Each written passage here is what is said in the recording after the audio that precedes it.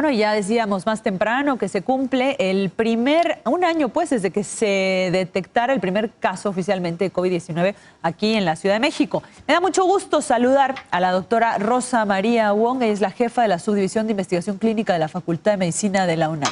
Y con ella platicamos justamente, si no hace exactamente un año, pues hace un año y unos días, cuando empezaba la pandemia, cuando se registraban los primeros casos de COVID-19 aquí en México. Ha pasado un año, mi querida doctora Rosa María Wong, ha pasado un año desde que tuvimos nuestras primeras pláticas y hemos aprendido mucho acerca del virus. Hay muchos mitos, ahora mitos y realidades, pues, que han sido modificadas a través de la experiencia. Cuéntanos, Rosa María, por ejemplo, hablábamos, recuerdo, hace un año, de la importancia de la limpieza de superficies, que ahora muchos especialistas están empezando a llamarle el teatro COVID, porque ya hemos aprendido que de pronto no es tan importante.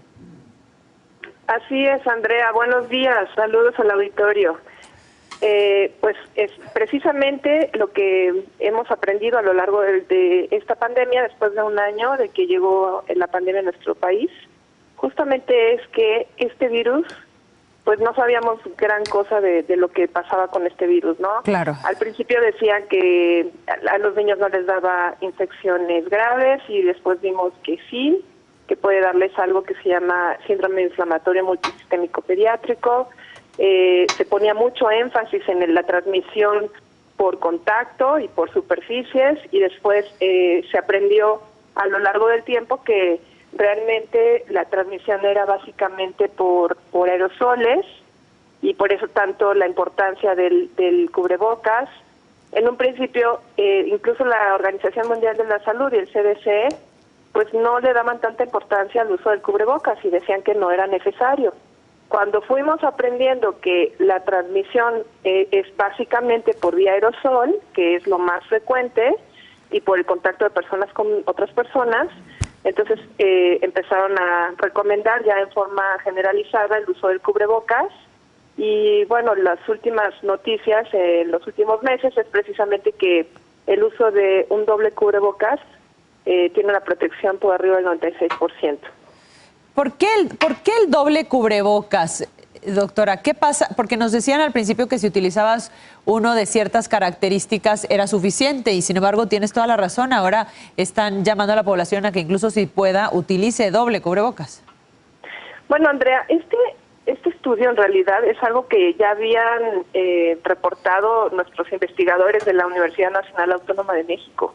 Ellos habían ya hecho un estudio en donde habían visto que una triple capa de poliéster disminuía el paso de las partículas virales hasta por arriba del 95%. Entonces, esta nueva recomendación por parte de los CDC, donde dicen que un cubrebocas de tela con un cubrebocas quirúrgico evita la transmisión en un 96%, bueno, pues es algo que ya se había recomendado incluso por nuestros expertos de la UNAM. Okay. Y doctora, otra cosa que he visto o leía el otro día que podía ser también un mito o algo que hemos aprendido con el paso del tiempo es la bendita toma de temperatura, que en todos lados, en las puertas toman temperatura y pareciera que eso es suficiente para protegernos. Y sin embargo, por ahí leía que muchísimos casos asintomáticos no presentan temperatura, a diferencia de otros virus que cuando el individuo presenta temperatura es cuando está en su etapa contagiosa. Así es, Andrea. De hecho, un virus que está relacionado y que fue el primer antecedente en un brote de coronavirus fue el SARS-CoV-1, que eso se presentó en el 2002 al 2003. Con ese virus que es muy, muy parecido a cuando alguien tenía fiebre, entonces en ese momento era contagioso. Claro. Pero este virus, a diferencia de ese virus, o sea, bueno, con ese virus tomaban la temperatura y podían detectar a cualquier persona que tuviera la enfermedad y lo aislaban luego y con eso lograron parar el contagio. Entonces, con esas lecciones aprendidas con el SARS-CoV-1, pensaban que el hecho de tomar la temperatura pues iba a detectar aquellos casos de personas que estuvieran infectadas. Sin embargo, lo que hemos aprendido también a lo largo del tiempo es que el 50%, o algunos dicen que más, pueden ser casos asintomáticos que pueden estar excretando virus y por lo tanto contagiando el virus. Entonces, esto de tomar la temperatura, bueno, pues sí, probablemente detecten a un porcentaje muy pequeño que tengan la enfermedad, pero sí el hecho de que no tengan fiebre no necesariamente quiere decir que no estén infectados y que puedan estar transmitiendo la enfermedad. Lo cual reafirma la necesidad de utilizar un cubrebocas. Quiere decir que aunque una persona que esté contagiada, asintomática, no tosa, todavía sí está excretando, digamos, el virus todavía sí puede ser contagioso. Así es, una persona con el simple hecho de que esté respirando, está sacando partículas virales al entorno. Si habla o canta o grita, pues entonces aumenta el número de partículas virales que se están excretando al ambiente. Wow. Y si estamos en un área donde en espacios cerrados, pues esto también aumenta mucho la probabilidad de infección, porque entonces estas partículas virales pueden permanecer suspendidas en aerosoles en lugares donde no hay una buena ventilación. Entonces, cosas muy básicas para la prevención son precisamente el uso de cubrebocas, el estar, si vemos a personas que no viven con nosotros, de preferencia en áreas abiertas o bien ventiladas y con distancia social. Y bueno, la parte de las superficies no se descarta, pero es poco frecuente.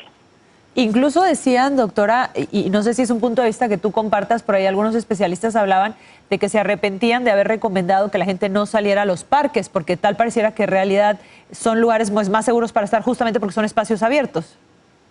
Así es, el espacio abierto, cuando hay una ventilación adecuada, y eso ya también se hicieron algunos estudios sobre el aire y cómo funciona esto de las partículas, pues en realidad se dispersa la cantidad de virus y es menos probable que pueda haber contagio. Ahora, doctora, en áreas abiertas. Ahora me da la sensación de que donde estábamos hace un año en cuanto al virus, estamos ahora en cuanto a las vacunas.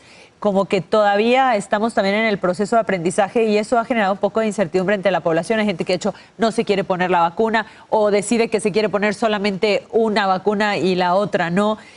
¿Hasta dónde sientes tú que las vacunas ya son seguras? ¿Cómo podemos identificar si en realidad vale más la pena ponerse una o la otra? ¿Qué decisiones tomarías o recomendarías tú tomar en ese sentido cuando me parece a mí que también estamos todavía en el proceso de aprendizaje?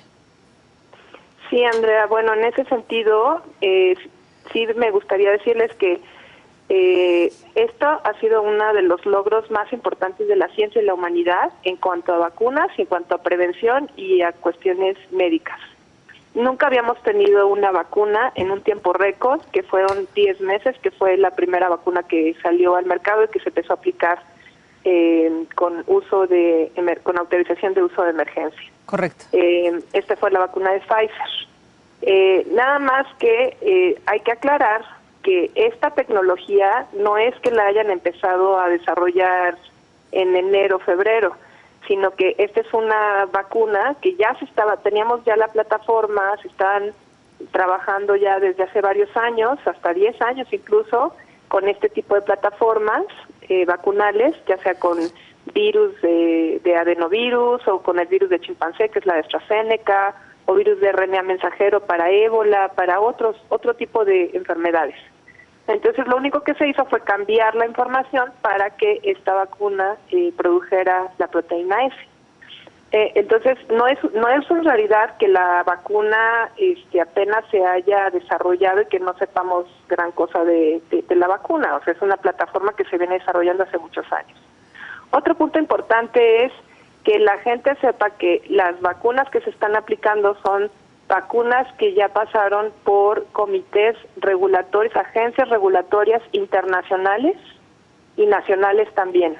En nuestro caso es la COFEPRIS, que tiene que revisar en el Comité de Moléculas Nuevas que sea una vacuna que tenga una calidad de producción importante, que pase todos los puntos de seguridad, de eficacia, y algo que también es muy importante, la Organización Mundial de la Salud recomendó que cualquier vacuna que tuviera por arriba del 50% de eficacia vacunal, pues podría tener un efecto en la salud pública. Claro. Y si ustedes se fijan, todas las vacunas tienen diferente eficacia vacunal en los estudios fase 3 y varía desde un 65% hasta un 95%.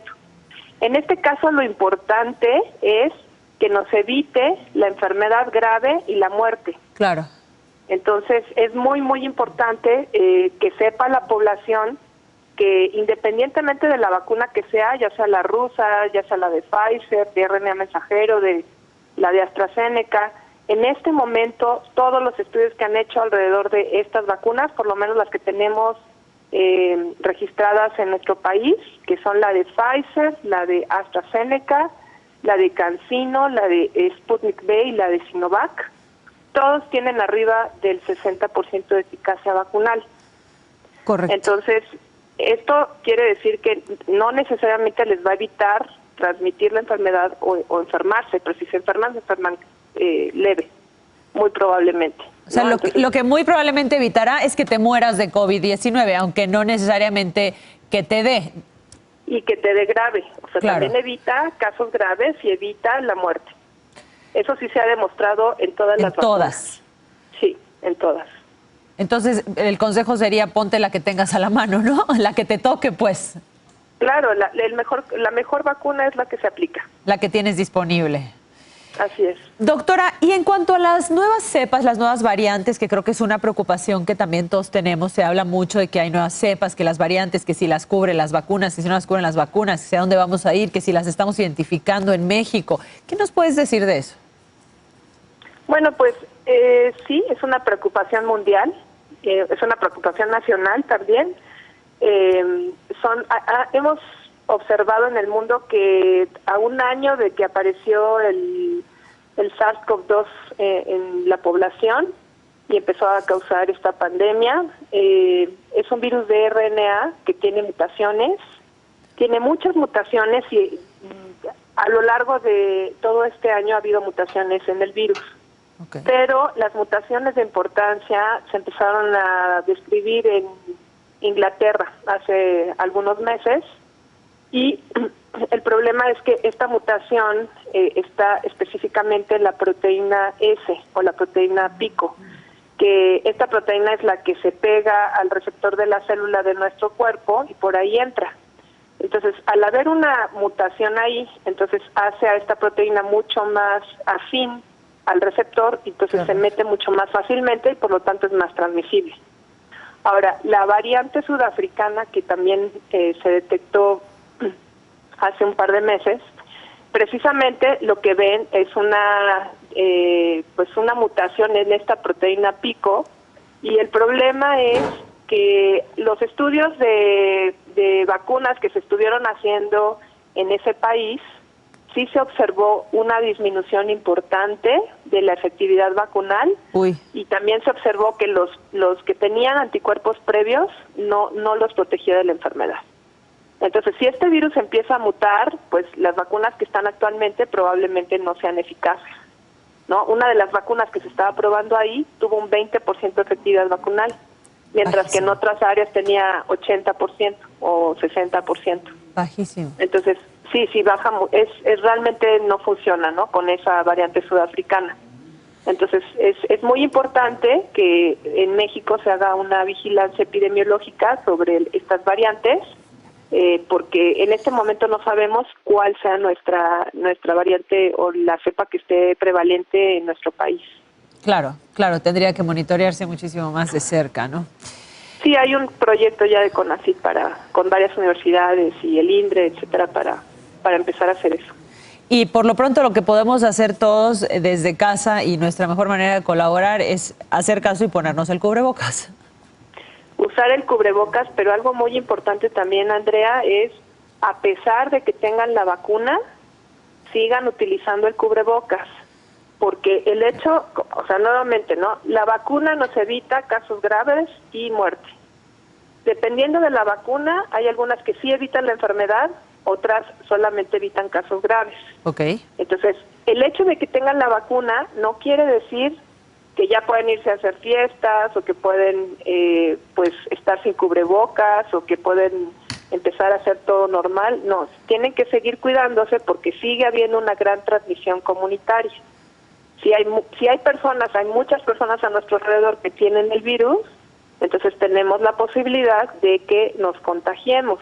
O sea, a pesar de que tengan la vacuna, a pesar de que les pongan sus 2 dosis, sigan utilizando el cubrebocas, porque hasta que no tengamos una disminución de la transmisión comunitaria, pues seguimos teniendo el riesgo de podernos infectar o poder transmitir ese virus a alguien más, ¿no? Claro. Porque también es como la duda que tenemos ahorita con las vacunas, no sabemos si transmiten la enfermedad o no, a pesar de que no nos dé, porque podemos infectarnos y transmitirlo y que no nos dé la enfermedad. Eso es algo que están ahorita estudiando con todas las vacunas. Como un asintomático, ¿no? Exacto, y si vienen estas variantes, pues también hay que tener mucho cuidado, porque a pesar de las vacunas, pues también nos podemos infectar. Qué horror. Muy bien, doctora, pues me da mucho gusto saludarte y te agradezco mucho el tiempo que te tomas para platicar un poco más con nosotros. Te mando un fuerte abrazo, que tengas muy bonito día. Con mucho gusto, Andrea. Igualmente un abrazo y saludos al auditorio y pues gracias por la oportunidad de platicar con ustedes. Gracias, doctora. Gracias a usted.